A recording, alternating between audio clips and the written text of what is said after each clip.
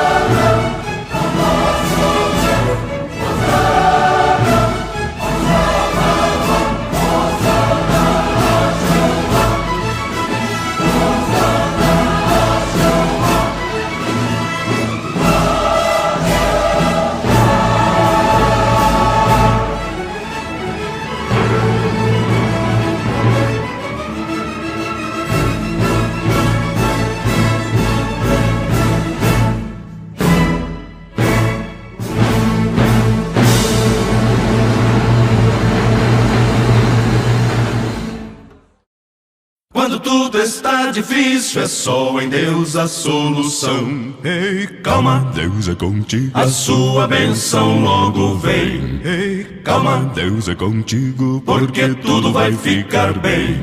Se a tempestade é grande, parecendo não ter fim, você pode orar, com fé esperar e a vitória vai chegar. Ei, calma, Deus é contigo, a sua bênção logo vem. Ei, calma, Deus é contigo, porque tudo vai ficar bem.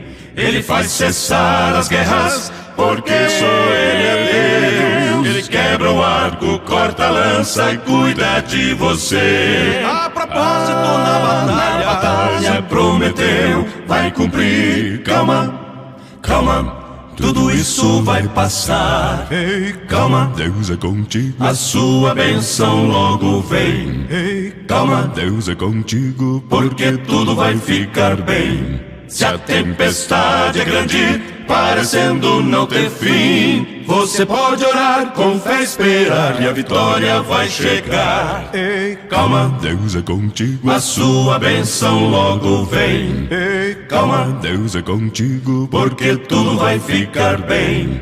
Ele faz cessar as guerras, porque só Ele é Deus. Ele quebra o arco, corta a lança e cuida de você. A propósito, na batalha prometeu, vai cumprir. Calma, calma, calma, calma, tudo isso vai passar. Ei, calma, Deus é contigo, a sua bênção logo vem. Ei, calma, Deus é contigo, porque tudo vai ficar bem. Sim, vai ficar bem.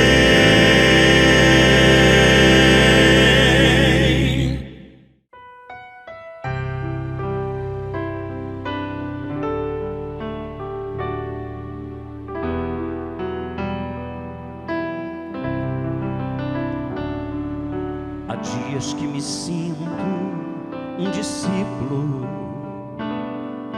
naquele barco em meio ao temporal. As ondas são maiores que a minha fé, e sem saber para onde ir, eu fico ali. Eu posso ver o medo em outras caras. Naquele barco todos passam mal. Não há quem tenha força tal que pare ou que devolva ao rumo aquela nau. Mas um de nós se lembra e acorda o mestre, que estava todo o tempo ali também. Ordena calma as águas, aumenta-nos a fé, para não mais esquecermos que Ele está ali. Ele está presente, é o que nos basta. Não importa a hora e o que acontecer, pode a tempestade vir me abater, Jesus está comigo, eu vou vencer.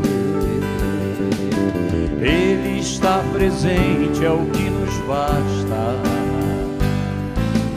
Não importa a hora e o que acontecer, pode a tempestade vir me abater, Jesus está comigo, eu vou vencer.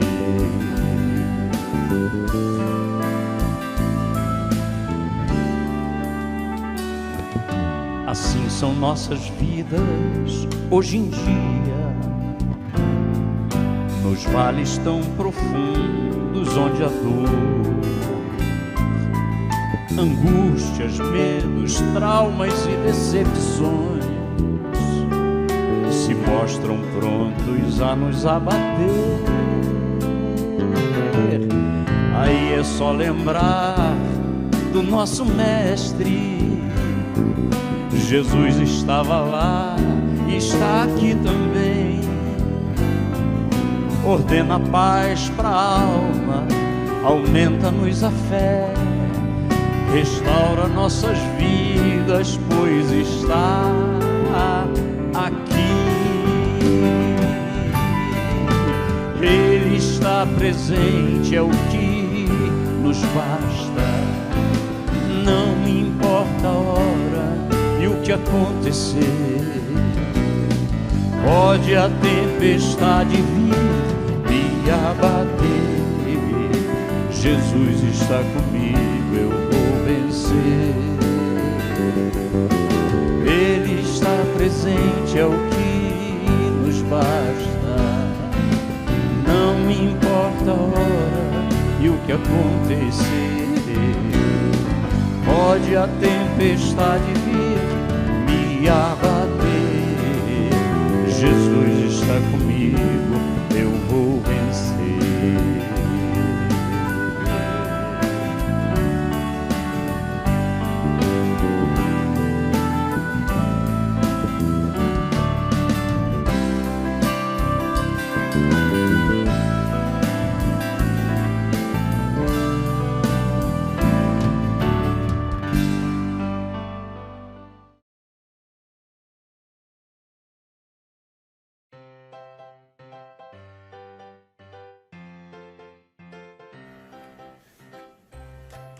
Ai, nossa, o dia tá tão longo.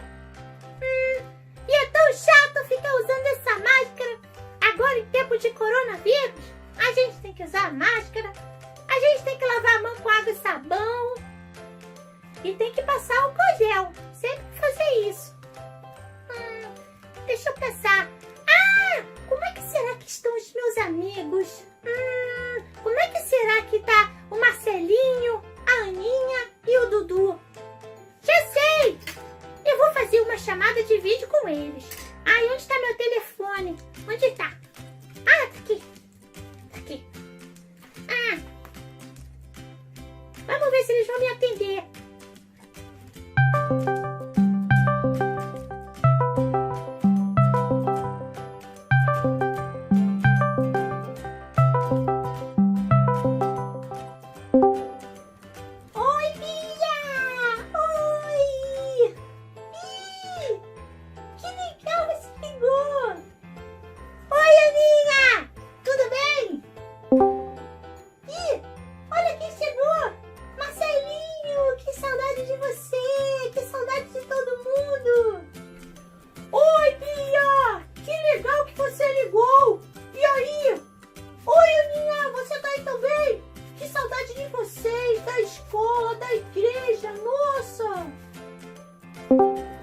Oi, galera! Oi!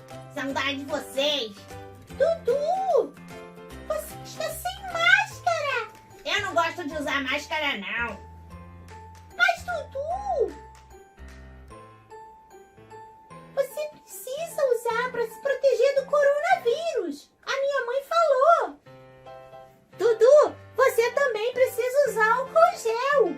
Não é só esse cuidado! Que nada! Eu não preciso de nada disso! Eu sou muito forte e nada acontece comigo! O meu cabelo é azul, lembra? Como assim? Se você não se proteger, lavando suas mãos com água e sabão e usar máscara, se você não fizer essas coisas, você pode ficar doente sim, Dudu. Você não pode fazer isso, não. É isso mesmo. Foi o que o Marcelinho falou. Tem que se proteger, lavando as mãos com água e sabão. Dudu, você é muito desobediente. Olha, vou falar uma coisa pra todo mundo. Vocês são muito chatos, é isso mesmo. Eu tô aqui nessa ligação e aí vocês ficam falando igual a minha mãe, que eu tenho que colocar máscara, que eu tenho que ficar lavando minha mão com água e sabão, porque senão eu vou acabar pegando coronavírus. Eu vou desligar, é isso. Gente, por favor, não vamos perder a calma, tá? Nós somos amigos, precisamos controlar as nossas emoções, ter paciência. Olha, eu vou contar uma história que fala justamente sobre paciência. Vocês querem ouvir? Eu vou ler. É uma história que eu li esses dias e gostei muito. Eu quero ouvir a história. Dudu, vê se você ouve essa eu vou contar para vocês uma história da Bíblia que está lá no livro de Jó. E ela se chama A Paciência de Jó Diante das Provações. Essa história, ela é muito legal. Sabe, será que uma pessoa boa nunca tem problemas? Será? O que vocês acham? Veja o que aconteceu com Jó. Ele morava num lugar chamado Uz. Ele era muito rico e tinha uma família muito grande. Jó era um homem bom e ele era amigo de Deus. Amigo de Deus. Jó estava sempre junto com Deus. Ele ajudava as pessoas pobres, as mulheres que tinham perdido o marido e as crianças que não tinham nem pai nem mãe. Jó não sabia, mas Satanás estava de olho nele. Deus sabia disso e perguntou para Satanás: por que você está de olho em Jó? Não tem ninguém como ele na terra inteira. Ele sempre me obedece e faz o que é certo. Aí Satanás respondeu: claro, o Senhor não deixa nada ruim acontecer com ele. E dá muitas coisas boas para ele, como terras e animais. Mas, quer ver? Tira tudo que ele tem e vamos ver se ele vai continuar a ser seu amigo, se ele vai continuar a ser do jeito que ele é, sem reclamar e sem nada. Vamos ver se ele vai ter paciência. Aí Deus respondeu: tá bem, eu deixo você fazer o que quiser com Jó. Você só não pode tirar a vida dele. Por que será que Deus deixou Satanás fazer isso? Porque ele confiava em Jó. Deus sabia que Jó continuaria sendo amigo dele, mesmo na pior situação. Satanás começou a fazer as coisas ruins com Jó. Primeiro, ele fez todos os animais de Jó serem queimados ou roubados e fez os empregados que cuidavam dos animais serem mortos. Mas aí, Satanás fez algo muito pior. Fez todos os filhos de Jó morrerem, todos. Eles estavam juntos em uma casa, fazendo uma festa. E aí, a casa caiu em cima deles. Jó ficou muito triste com tudo isso, mas continuou a ser amigo de Deus. Ele não fez o que Satanás achou que ele fosse fazer. Mas aí, Satanás, ele não estava satisfeito. Ele queria que ele sofresse mais ainda. Então, sabe o que ele fez? Colocou uma doença horrível em Jó. O corpo dele ficou cheio de feridas e elas doíam muito. Jó, ele não sabia, ele não entendia por que tudo isso estava acontecendo com ele. Mesmo assim, ele não desistiu de ser amigo de Deus. Por isso, Deus ficou feliz com ele. Um dia, 3 amigos de Jó foram falar mentiras para ele. Esses amigos disseram que Jó tinha feito alguma coisa errada e que Deus estava dando um castigo nele. Até a mulher de Jó falou para ele negar a Deus, para ele mudar o comportamento dele. Aí, Jó disse que nunca tinha feito nada de errado. Mas ele começou a achar que era mesmo Deus que estava fazendo essas coisas ruins. Jó até disse que Deus não estava sendo justo com ele. Então, um dia, um homem chamado Eliú, que também ficou ouvindo toda essa conversa, ele falou: tudo que vocês estão falando não é verdade. A gente pode até não entender porque Deus deixou essas coisas ruins acontecerem, mas com certeza ele nunca faria alguma maldade. Ele vê tudo o que acontece e ajuda as pessoas quando elas têm problemas. Depois disso, Deus decidiu falar com Jó. Por que você acha que a culpa é minha? Se você nem entende como eu criei o céu e a terra, como vai entender por que essas coisas estão acontecendo? Aí, Jó percebeu que ele não tinha agido corretamente. Ele estava tão doente, sentindo tantas dores, e ele tinha perdido tudo, que por um momento ele achou que Deus não foi justo com ele. Mas então ele se arrependeu e ele falou: Deus, o Senhor tem razão.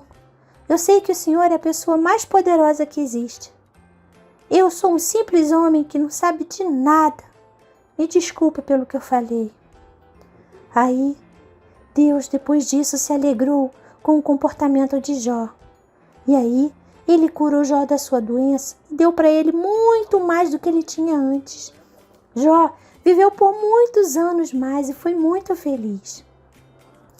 Deus fez tudo isso porque Jó sempre obedecia a ele, mesmo quando era difícil.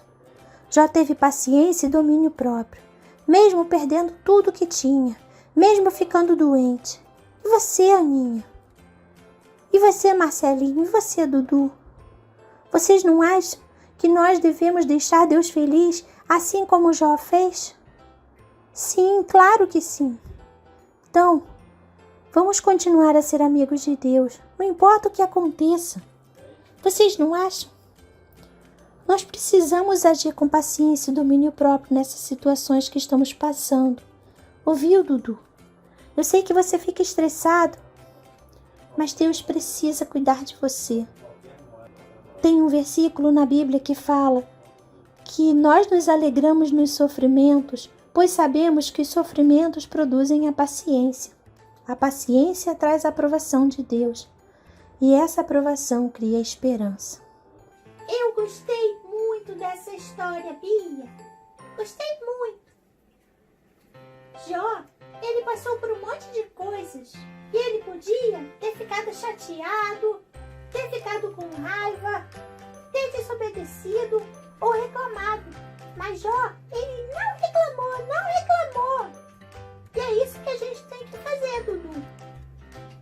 Temos que, diante das situações ruins, termos essa paciência que é necessária para as coisas darem certo.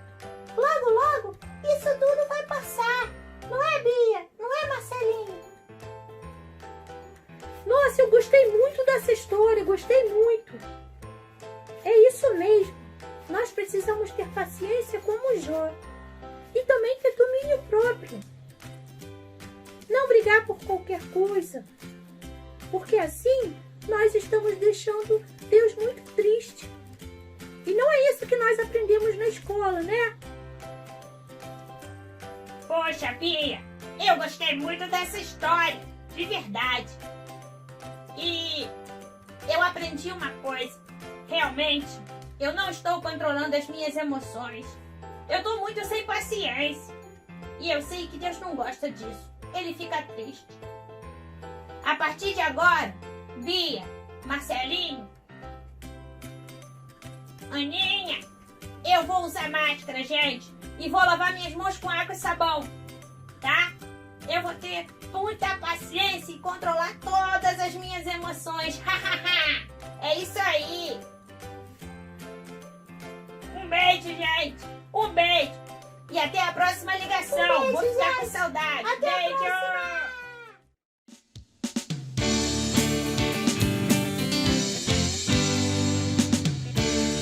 Ainda que as águas tumultuem, Deus está no trono. Ainda que os montes estremeçam, Deus está no trono.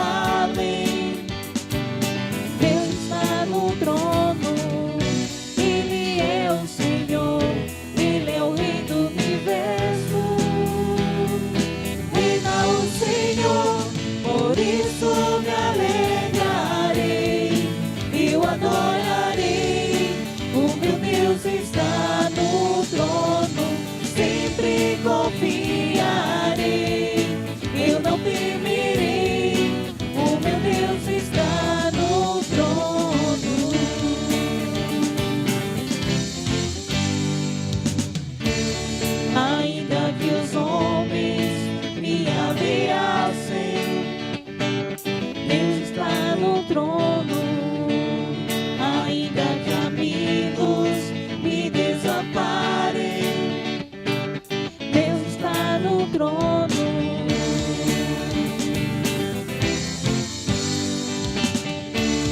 Ainda que eu passe por tribulações, Deus está no trono. Ainda que eu sofra aflições, Deus está no trono. Ele é o Senhor, Ele é o Rei do universo. Reina o Senhor, por isso me alegrarei, eu adorarei. O meu Deus está no trono, sempre confiarei, eu não temerei. O meu Deus está no trono, por isso me alegrarei, eu adorarei. O meu Deus está no trono, sempre confiarei, eu não temerei. O meu Deus está no trono. Ele é o Senhor, Ele é o Rei do universo. Reina o Senhor, por isso me alegrarei, eu adorarei. O meu Deus está no trono, sempre confiarei, eu não temerei. O meu Deus está no trono, por isso me alegrarei, eu adorarei. O meu Deus está no trono, sempre confiarei, eu não temerei. O meu Deus está no trono.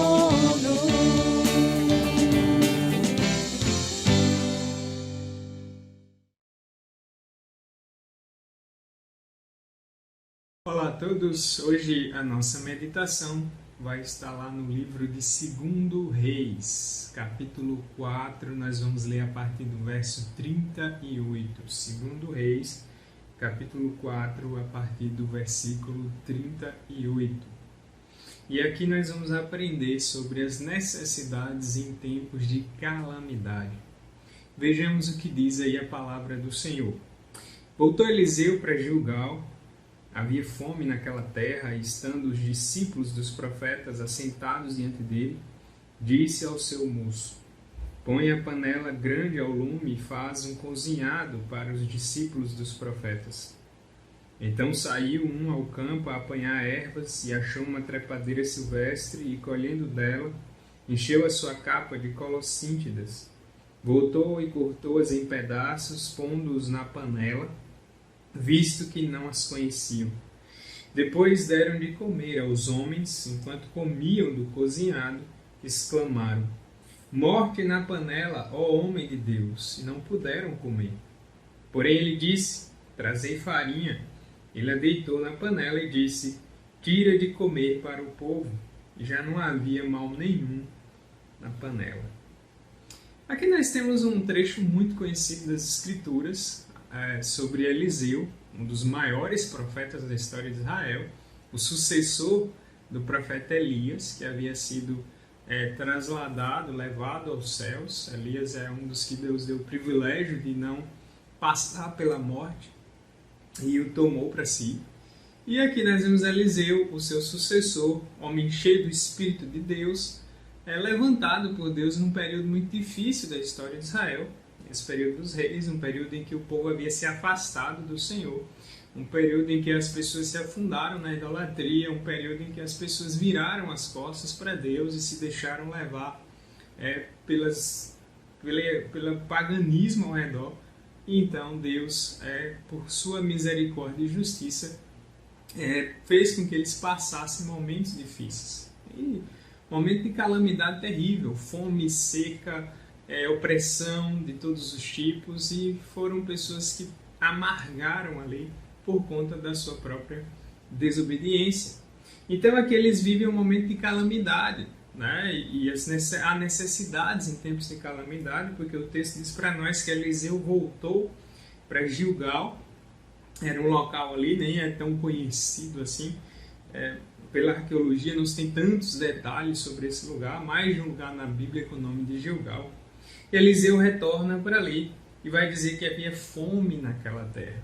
E era terrível, secas extremamente prolongadas, as plantações, a estiagem, nada de chuva, as pessoas padecendo, em algumas situações de seca, as pessoas chegavam a se alimentar dos próprios filhos. Imagina só que coisa triste, que coisa terrível. E a partir desse texto nós podemos aprender coisas sobre as necessidades nos tempos de calamidade. A primeira necessidade que a gente vê aqui nesse texto está aí no verso 38, que é a necessidade de direcionamento. Olha o que diz o texto aí para nós. Havia fome naquela terra, ali em Gilgal, estando os discípulos dos profetas assentados diante dele, disse ao seu moço. E é aqui que ele dá instrução. O moço era um jovem aprendiz que seguia o profeta mais velho e o auxiliava ali nas várias funções enquanto ele ensinava, pregava e direcionava as pessoas. Então a primeira necessidade em tempos de calamidade, inclusive como esse que nós temos vivido, é a necessidade de direcionamento, porque é natural que a gente fique desnorteado nesses tempos. As pessoas ficam sem saber o que fazer, para onde ir, como agir. Isso aumenta o estresse, isso aumenta a ansiedade. Nesse momento são milhares de pessoas com problemas fora a questão da própria Covid, mas a própria preocupação, as próprias dificuldades do momento geram esse estresse. As pessoas têm adoecido emocionalmente, as pessoas têm andado ansiosas, a ansiedade tem se tornado um mal muito forte nesse tempo. Eu posso muitas vezes até falar por experiência própria, então todos nós estamos sujeitos a isso, por isso que nós dependemos da direção do Senhor. E tem a questão da própria morte, Nós temos visto números terríveis e tristes no nosso país e em outros países de pessoas que perderam as suas vidas por conta da pandemia. Então hoje é muito difícil você não conhecer alguém que não tenha perdido um parente, um amigo do amigo, um vizinho, enfim. Nós vemos mensagens de luto por todos os lados, nas redes sociais, no Facebook, então isso gera medo, próprio medo da morte e aquela agonia, aquela euforia diante de uma situação extremamente difícil de ser dominada por conta das circunstâncias. Um vírus, uma partícula microscópica que não tem como a gente parar ela muito fácil, que demanda uma série de medidas diferentes e a correria de autoridades para direcionar as pessoas, para pesquisar, para buscar a cura, enfim, para aliviar o sofrimento, fazer com que a normalidade retorne. Então, no começo isso era mais forte ainda e aí exige direcionamento, a necessidade de um líder, a necessidade de alguém que direcione as pessoas e diga o que fazer, como fazer e como atuar nesse momento tão difícil que temos vivido. E aqui no caso, um líder espiritual, é o caso de Eliseu, um servo de Deus, um homem de Deus, aquele que é chamado para ser um representante de Deus no meio do povo de Israel. Então é necessário a direção dos homens, e nesse tempo também. E hoje nós direcionamos as pessoas através da própria palavra de Deus. Sem ela nós não sabemos para onde ir, nem como ir, nem de onde viemos, nem para onde vamos, enfim, não conhecemos a Deus como deveria. Então a palavra de Deus é o nosso norte, é o nosso direcionador. Por isso que é tão urgente, tão necessário que os verdadeiros líderes, homens de Deus, estejam centrados na palavra, alimentando e direcionando as pessoas na palavra, para que haja ali alento para a alma, para que haja esperança, para que haja confiança, para que haja conforto em meio às dificuldades. E a palavra de Deus, ela é a única que pode nos proporcionar tudo isso. Então, são homens levantados em tempos de crise, em tempos de tristeza, em tempos de perdição, em tempos de trevas. E assim são os profetas, assim é Eliseu, e assim hoje todos aqueles a quem Deus chama para direcionar as pessoas à luz da palavra no meio das dificuldades. Então observe aí que os discípulos dos profetas, havia ali como se fosse uma escola de profetas, onde eles estudavam mais da palavra e sentavam aos pés de um profeta mais experiente, como é o caso de Eliseu aqui. Então estavam todos ali ávidos por aprender mais sobre Deus, sobre a palavra, porque eles estavam vivendo num contexto em que Israel se afunda na idolatria, ou seja, deixa de adorar a Deus, e os havia libertado do Egito para adorar outros deuses e outras nações e se envolver com eles e desobedeceram a ordem direta do Senhor. Então, um período de trevas muito grande, e Deus levanta Eliseu para ser ali uma luz no meio das trevas, ser um orientador. Né? Quando a gente lê, por exemplo, no Evangelho de Lucas, se você abrir lá em Lucas, no capítulo 1, Lucas 1, na verdade eu vou pular Lucas e vou logo para João, Evangelho de João, capítulo 14, verso 6, já que nosso tempo é corrido. João 14, 6, que diz assim para nós a palavra do Senhor. Respondeu-lhe Jesus: eu sou o caminho e a verdade e a vida, e ninguém vem ao Pai senão por mim. É muito conhecido esse versículo, e aqui já traz para nós, né, a própria figura do Senhor Jesus Cristo, se colocando como caminho. Os profetas lá atrás, eles apontavam para os homens o caminho, e o caminho era Deus, e aqui nós vemos aquele que é mais do que um profeta, é o próprio caminho, que é Jesus Cristo. Né? Então hoje, num tempo de confusão, de falta de sentido, de vazio, de medo, de pânico, o caminho continua sendo Jesus, a esperança continua sendo Jesus Cristo. Então hoje, aqueles que são comprometidos com a palavra, eles têm que apontar os homens para o caminho, o único caminho, que é Jesus, o Senhor.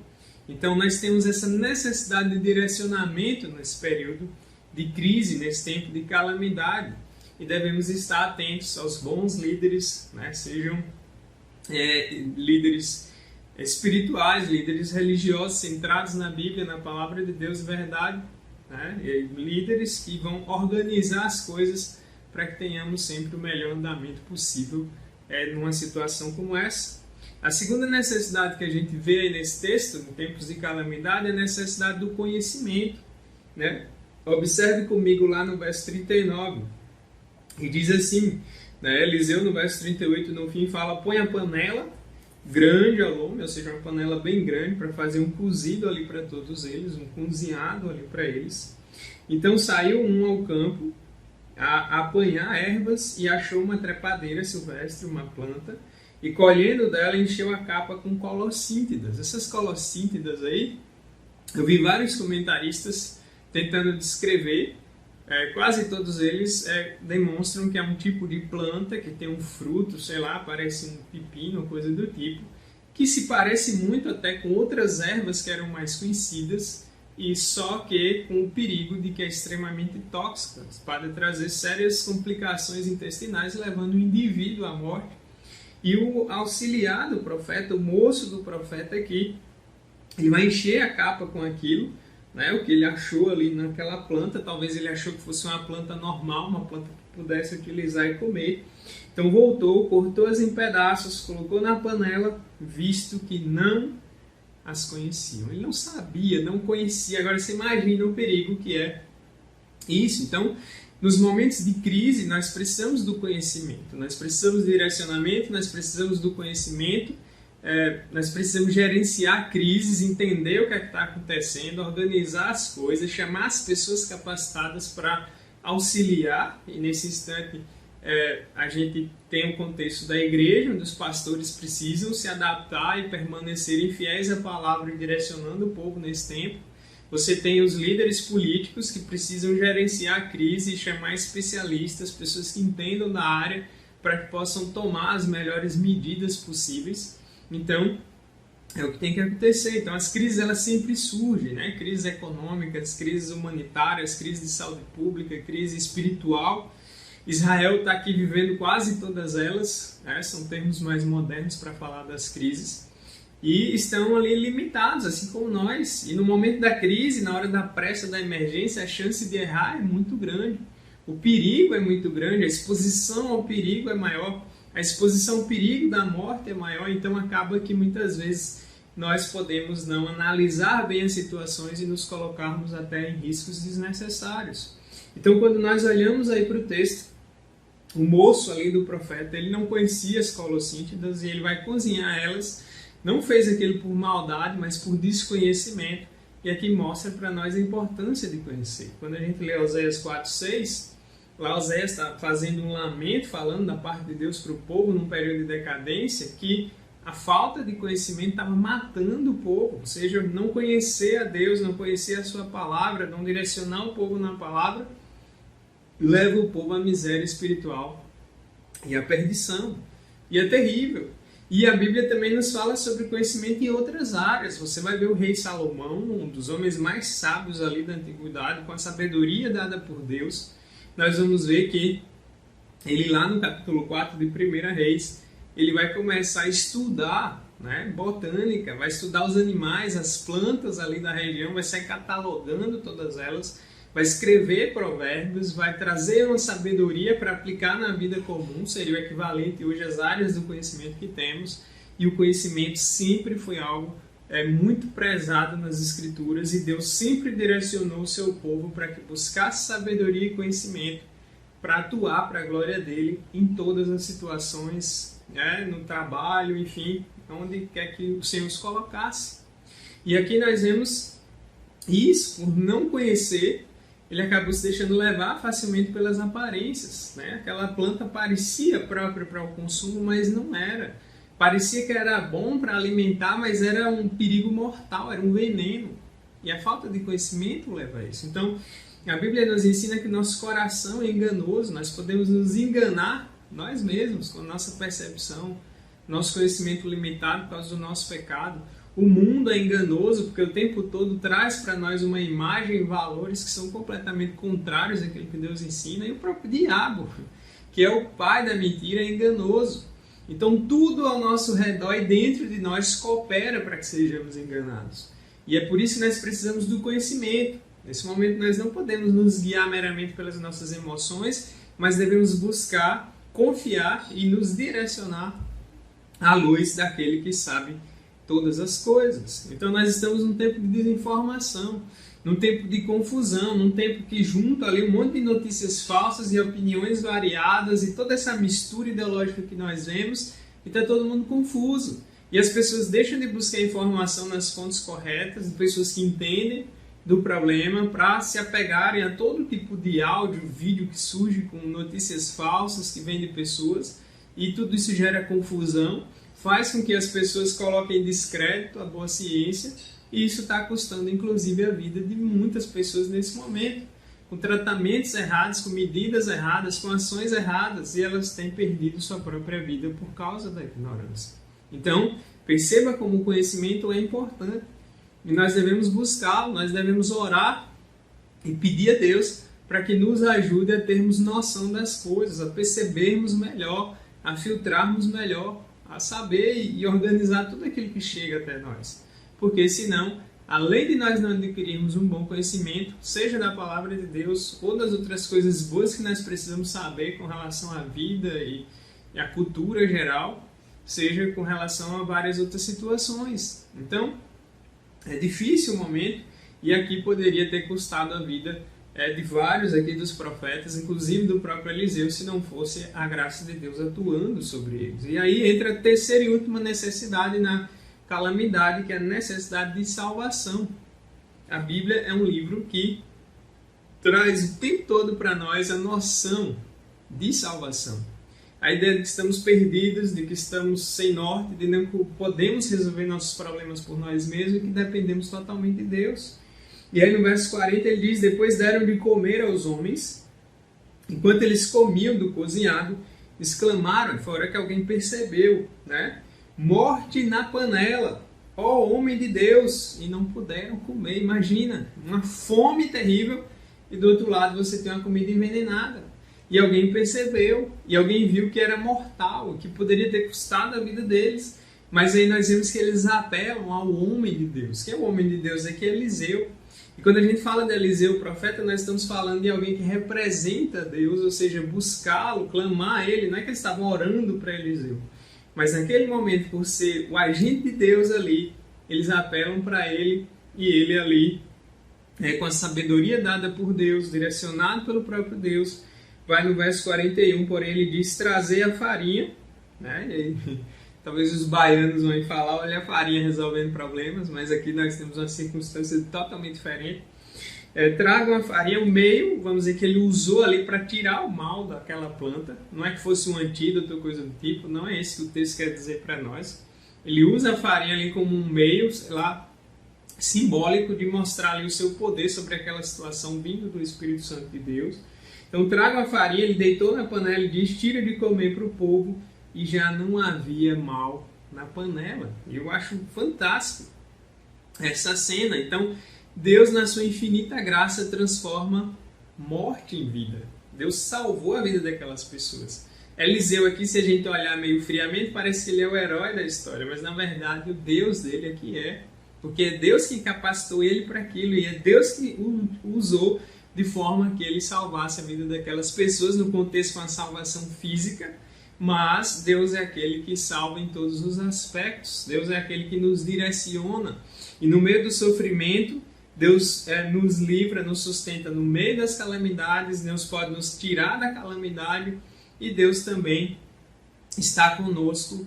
E mesmo que a gente morra, tendo Ele, nós ainda viveremos. Então abre lá em Romanos, para a gente finalizar, na carta de Paulo aos Romanos, no capítulo 5, diz assim para nós, Romanos 5, versículo 21, e aqui é um trecho que Paulo está argumentando e diz, a fim de que como o pecado reinou pela morte, assim também reinasse a graça pela justiça para a vida eterna, mediante Jesus Cristo, nosso Senhor. Então o princípio do Evangelho está em toda a Bíblia, né? A morte, Deus vence a morte, Deus transforma a morte em vida. Através da morte de Cristo, nós podemos ter vida. Através de uma substância mortal ali na panela dos profetas, Deus fez com que se transformasse um alimento saudável, todos comeram e foram saciados, e a gente vê ali Deus na sua graça, transformando morte em vida, Deus trazendo a providência, Deus trazendo alimento para aquelas pessoas numa situação de extrema calamidade. Deus é um Deus gracioso, Deus é um Deus que faz aquilo que é impossível. Em Romanos ainda aí 6, verso 23 diz assim, porque o salário do pecado é a morte, mas o dom gratuito de Deus é a vida eterna em Cristo Jesus, nosso Senhor. E aí no capítulo 8, a gente percebe, como eu disse para você, que pode acontecer de no meio da calamidade morrer. Por exemplo, Eliseu teve enfermidade e veio a óbito depois. Né? E outros profetas também morreram e padeceram ali no meio das dificuldades. E aí dá aquela impressão de que Deus não ajudou. Então, quando se tem Deus, quando se conhece a Cristo, mesmo a morte, o pior dos problemas para nós, se torna algo possível de ser vencido por causa da esperança que só está em Cristo Jesus.